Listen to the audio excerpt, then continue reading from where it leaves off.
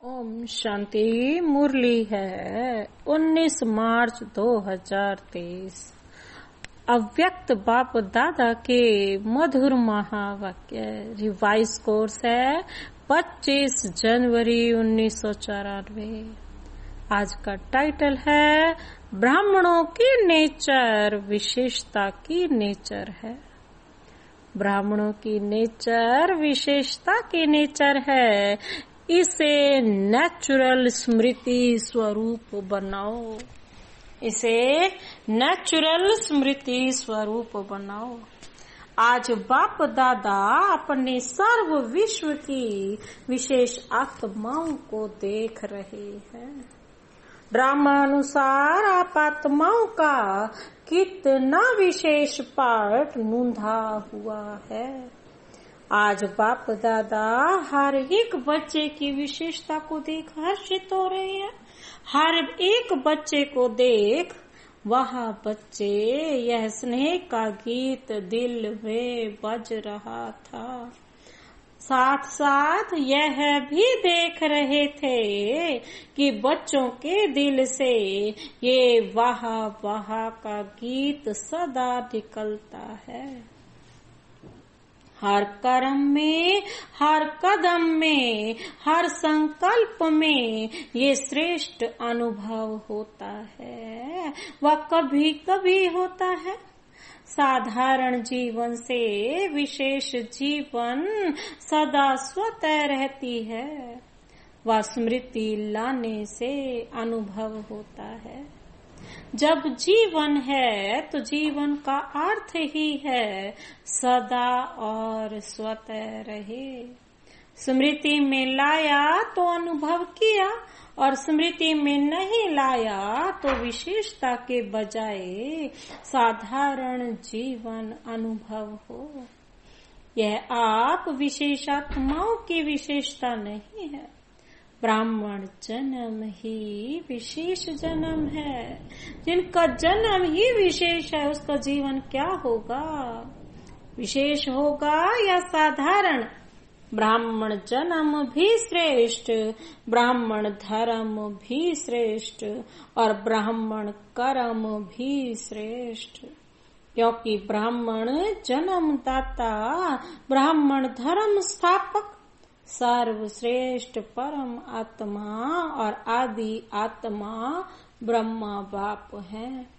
तो जैसे रचता सर्वश्रेष्ठ तो रचना भी सर्वश्रेष्ठ अर्थात विशेष है। ब्राह्मणों का कर्म विशेष क्यों है?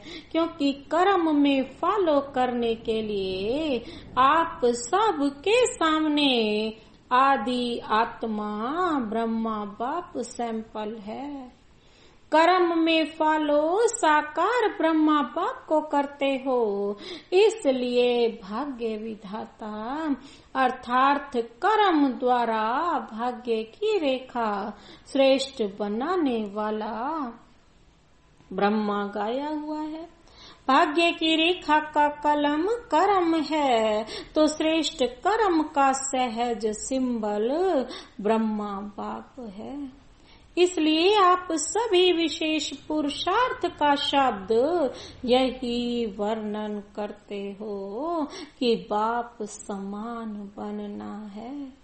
इस अव्यक्त वर्ष में सभी का लक्ष्य क्या रहा?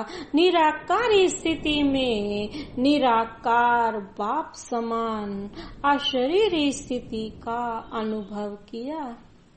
साकार कर्म में ब्रह्मा बाप समान बनने का नंबरवार अनुभव किया। तो विशेष जीवन का आधार विशेष जन्म, धर्म और श्रेष्ठ कर्म है। जैसे लौकिक जीवन में भी अगर किसी आत्मा का जन्म विशेष राज परिवार में हो, राजकुमारी हो व राजकुमार हो, तो यह विशेषता जन्म की होने के कारण हर समय सदा और स्वतः रहती है। वह बार बार स्मृति में लाते हैं कि मैं राजकुमारी हूँ। सहज याद होती है ना। पुरुषार्थ करते हैं क्या, चाहे कर्म अपनी रुचि के कारण कितना भी साधारण हो, लेकिन अपने जन्म की विशेषता भूल जाते हैं क्या। नेचुरल और नेचर बन जाती है। तो आप ब्राह्मण आत्माओं की नेचर क्या है, विशेष है या साधारण है। अभी भी कोई कोई बच्चे जब कोई साधारण कर्म कर लेते हैं तो बाप दादा के आगे अपने को निर्दोष सिद्ध करने के लिए क्या कहते हैं, मैं चाहता तो नहीं था, वह चाहती नहीं थी कि मैं कर्म करूं, लेकिन मेरी नेचर है इसलिए हो गया। वैसे ये कहना व सोचना यथार्थ है। मैं कौन, ब्राह्मण जीवन वाले हैं ना, तो ब्राह्मण जीवन वाली आत्मा ये सोच सकती है कि ये मेरी नेचर है। यह कहना राइट है, तो उस समय क्यों बोलते हैं। उस समय ब्राह्मण नहीं बोलता, माया बोलती है। तो जैसे ये साधारण नेचर व मायावी नेचर नेचुरल काम कर लेती है ना, इसलिए कहते हैं चाहते नहीं थे लेकिन हो गया। तो ब्राह्मण नेचर अर्थात विशेषता की नेचर भी नेचुरल होनी चाहिए। नेचुरल चीज सदा रह सकती है, तो विशेष जीवन की स्मृति नेचर के रूप में नेचुरल होनी चाहिए। वह कभी भूलना, कभी याद होना। तो सदा स्मृति स्वरूप में रहो, स्मृति लाने वाले नहीं। स्मृति स्वरूप इसलिए बाप दादा देख रहे थे। अव्यक्त वर्ष समय प्रमाण समाप्त हुआ, लेकिन बाप दादा समान स्वयं को संपन्न बनाया। इस अव्यक्त वर्ष का विशेष लक्ष्य रखा कि अव्यक्त अर्थात फरिश्ता स्वरूप बनना और बनाना। सभी ने यही लक्ष्य रखा था ना। फिर रिजल्ट क्या निकली, अपने आप को चेक किया। फरिश्ता भव का वरदान भी वरदाता से मिला। तो वरदान और लक्ष्य दोनों की स्मृति से कहाँ तक सफलता अनुभव की है। बाबा कहते हैं ये सूक्ष्म चेकिंग स्वयं की ये सूक्ष्म चेकिंग स्वयं की वरदान और लक्ष्य है। कहाँ तक तुम स्मृति में सफल हुए हो। अब वरदानों से अपनी झोली भरी और अपने लक्ष्य तक पहुंच गए। वह ये सोचा कि अव्यक्त वर्ष पूरा हुआ, क्योंकि अव्यक्ति मास है ना 25 जनवरी की है 1994 की। तो बाबा क्या बता रहे हैं कि अव्यक्ति मास वर्ष पूरा हुआ। यथाशक्ति जितना भी अनुभव किया उतना ही ड्रामानुसार ठीक रहा। वर्ष परिवर्तन के साथ साथ स्व परिवर्तन की गति क्या रही। बाबा कहते हैं इस विधि से चेक किया। जैसे वर्ष समाप्त हुआ वैसे स्वयं लक्ष्य और लक्षण में संपन्न बने। वह ये सोचते हो कि इस वर्ष में और बन जाएंगे। समय और स्वयं की गति समान रही, वैसे तो समय से भी स्वयं की गति तीव्र होनी चाहिए, क्योंकि समाप्ति के समय को लाने वाली आप विशेष आत्माएं निमित्त हो। जो ब्राह्मण आत्माएं हैं वो विशेष आत्माएं। क्यों विशेष आत्माएं? क्योंकि स्वयं परमात्मा ने ब्रह्मा द्वारा इन्हें चुना। मालूम हुआ वर्ष कैसे पूरा हो गया, तो चेक करो। मुझ विशेष आत्मा की परिवर्तन की गति तीव्र रही व कभी तीव्र कभी मध्यम रही। फरिश्ता अर्थात जिसका पुराने संस्कार और संस्कार से रिश्ता ही नहीं, ना तो कोई पुराना संस्कार ना पुराना संसार, इस दुनिया से भी उसका कोई लेना देना नहीं है। तो चेक करो, पुराने संसार की कोई भी आकर्षण, चाहे संबंध रूप में, चाहे अपने देह की तरफ आकर्षण व किसी देहधारी व्यक्ति के तरफ आकर्षण, कोई वस्तु की तरफ आकर्षण कितने % में रही। ऐसे ही पुराने संस्कार की आकर्षण, चाहे संकल्प रूप में, वृत्ति के रूप में, वाणी के रूप में, संबंध संपर्क अर्थात कर्म के रूप में कितनी % रही। फरिश्ता अर्थात डबल लाइट, तो निजी लाइट स्वरूप स्मृति स्वरूप में कहाँ तक रहा। साथ साथ लाइट अर्थात हल्कापन, स्वयं के परिवर्तन के पुरुषार्थ में कहाँ तक लाइट अर्थात हल्के रहे। मन अर्थात संकल्प शक्ति में, व्यर्थ को समर्थ में परिवर्तन करने में अर्थात व्यर्थ के बोझ को हल्का करने में कहाँ तक सफल रहे। इसी प्रकार व्यर्थ समय, व्यर्थ संग, व्यर्थ वातावरण, इस सब में कहाँ तक परिवर्तन करने में हल्के रहे।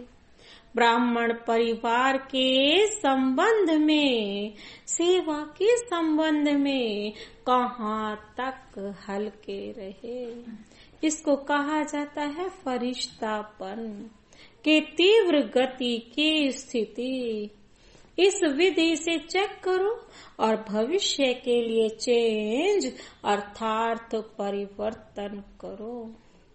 अपने ब्राह्मण जन्म की विशेषता को नेचुरल नेचर बनाना, इसको ही सहज पुरुषार्थ कहा जाता है।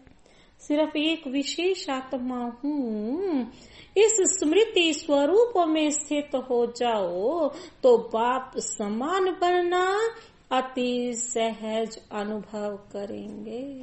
क्योंकि स्मृति स्वरूप सो समर्थी स्वरूप बन जाते हैं। वर्ष तो पूरा हुआ, बाप दादा रिजल्ट तो देखेंगे ना।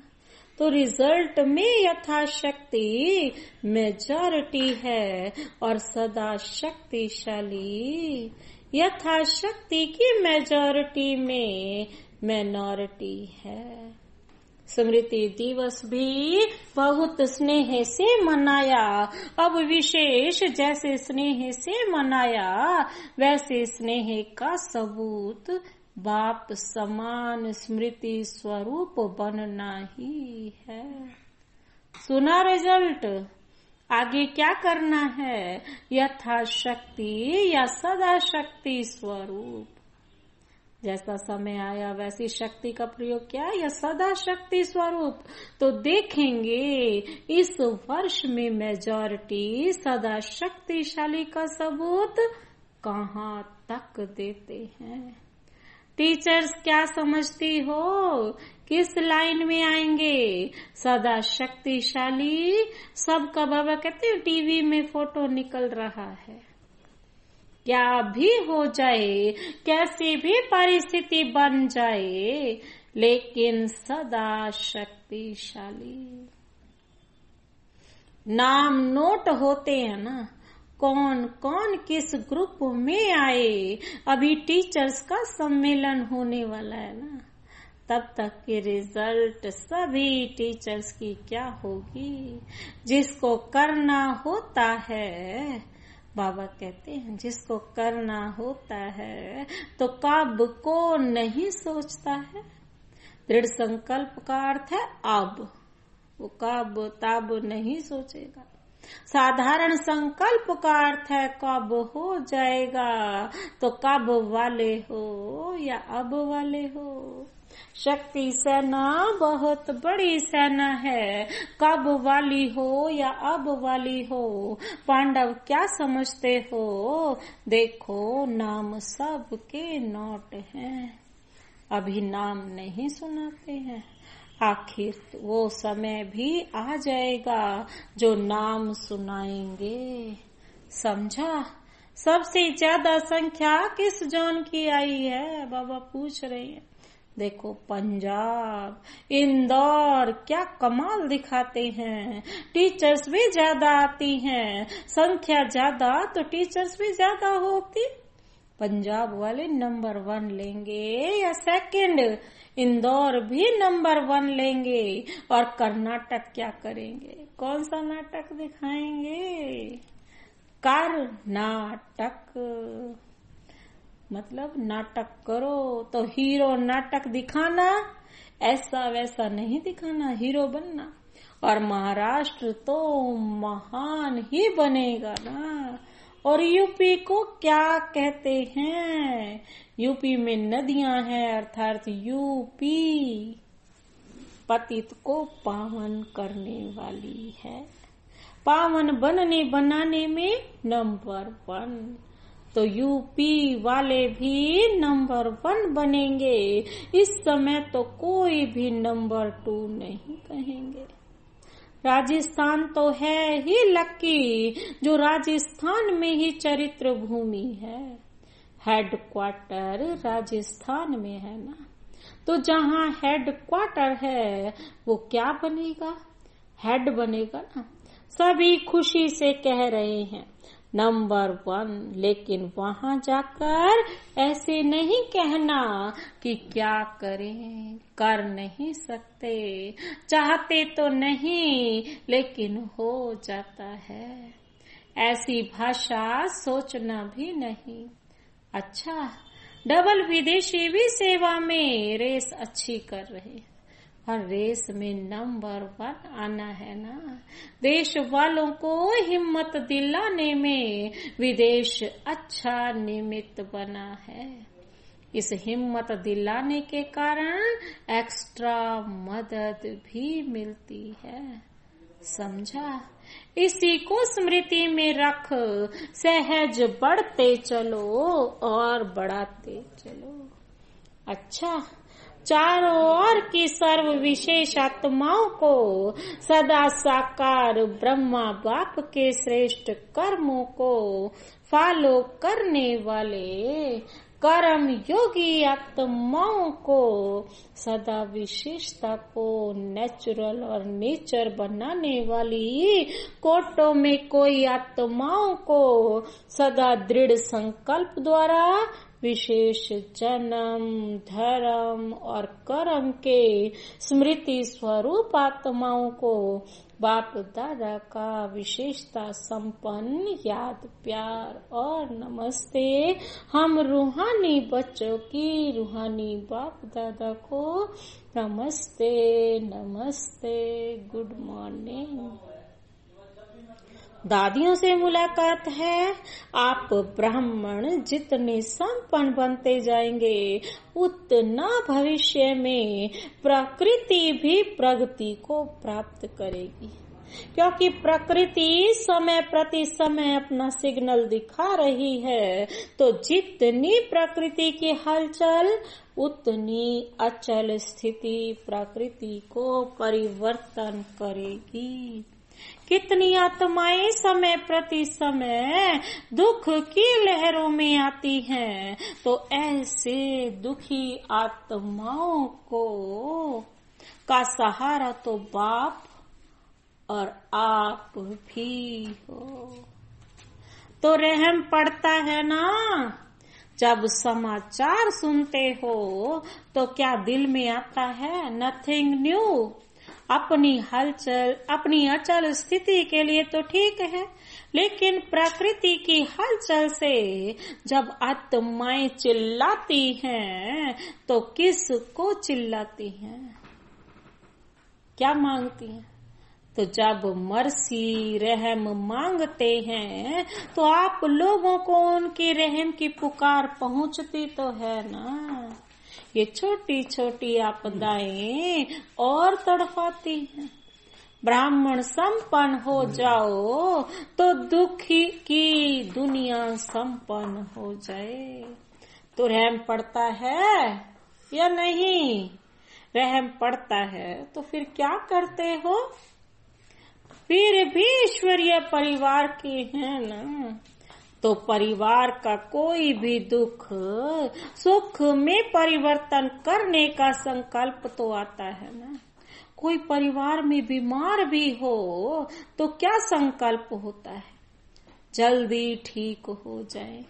तो चिल्लाते चिल्लाते मरना और एक धक से परिवर्तन होना, बाबा कहते हैं फर्क तो है ना।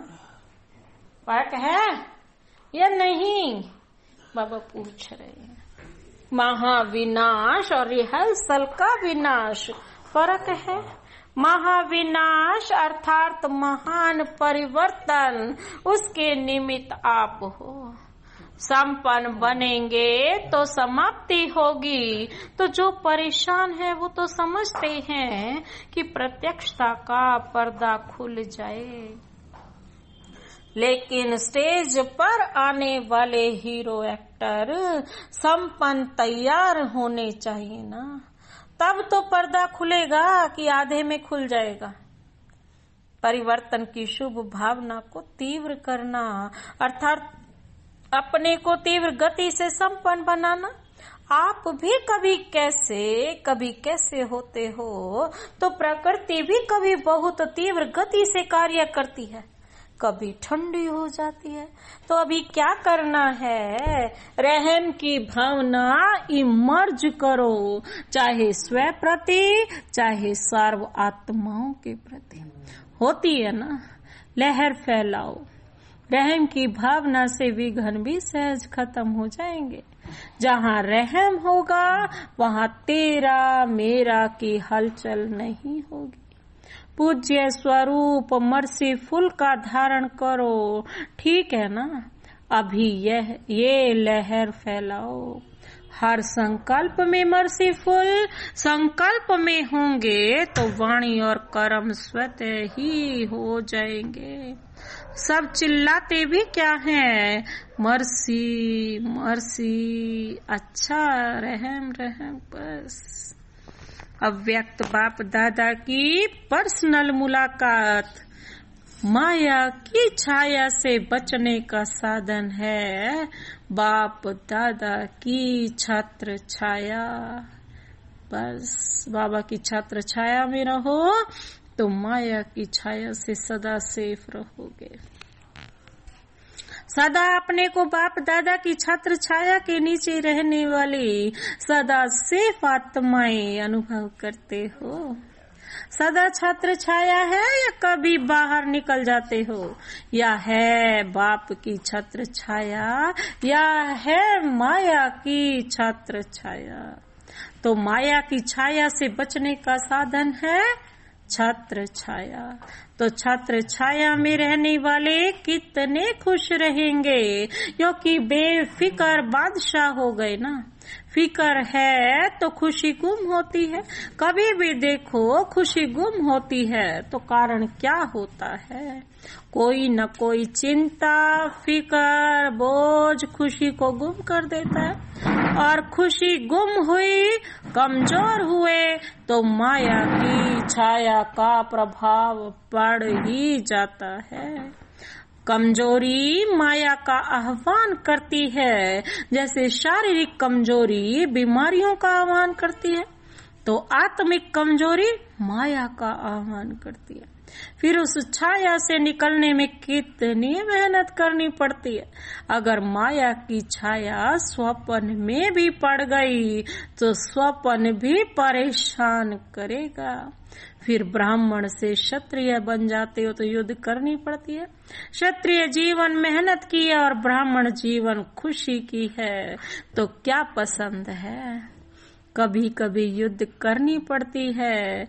युद्ध करना अच्छा लगता है छोटे से भी व्यर्थ संकल्प की छाया कितनी मेहनत कराती है। इसलिए सदा बाप की याद की छत्र छाया में रहो।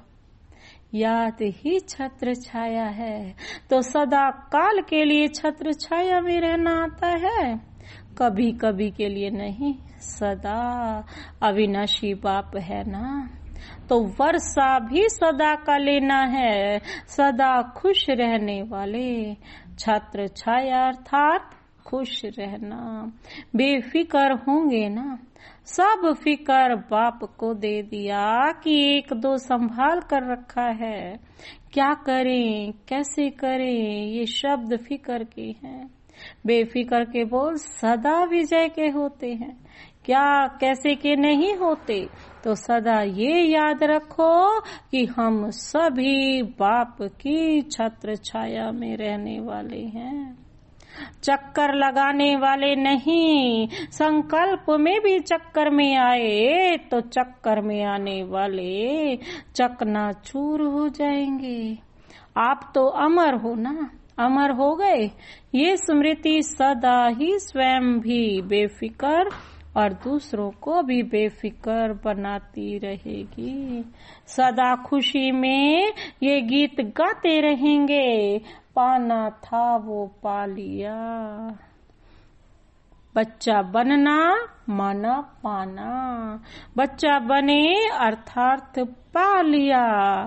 अच्छा, आज का वरदान है सर्व रूहानी खजानों से संपन्न सदा संतुष्ट रहने वाले ऑल राउंड सेवाधारी भव। सर्व रूहानी खजानों से संपन्न बन सदा संतुष्ट रहने वाली ऑल राउंड सेवाधारी भव। स्पष्टीकरण है, ऑल राउंड सेवाधारी अर्थात मास्टर सुख दाता, मास्टर शांति दाता, मास्टर ज्ञान दाता, दाता सदा संपन्न मूर्त होते हैं। जैसा स्वयं होंगे वैसा औरों को बनाएंगे। रूहानी सेवाधारी अर्थात एवर रेडी और ऑल राउंड। ऑल राउंडर वही बन सकते जो संपन्न है। संपन्न ही संतुष्ट होंगे और सबको संतुष्ट करेंगे। किसी भी प्रकार की प्राप्ति असंतुष्टता पैदा करती है। संतुष्ट रहने और संतुष्ट करने की विधि है संपन्न और दाता बनना। आज का स्लोगन है शुभ भावना, शुभ कामना की गोल्डन गिफ्ट साथ हो तो किसी भी आत्मा का परिवर्तन कर सकते हो। शुभ भावना, शुभ कामना की गोल्डन गिफ्ट साथ हो तो किसी भी आत्मा का परिवर्तन कर सकते हो। आज मास का तीसरा रविवार है। सभी राजयोगी तपस्वी भाई बहनें सायं 6:30 से 7:30 बजे तक विशेष योग अभ्यास के समय अनुभव करें कि ज्ञान सूर्य सर्वशक्तिमान परमात्मा की किरणें मुझ पर पड़ रही हैं और मुझसे सारे संसार में जा रही हैं, जिससे संसार से अज्ञान अंधकार दूर होता जा रहा है।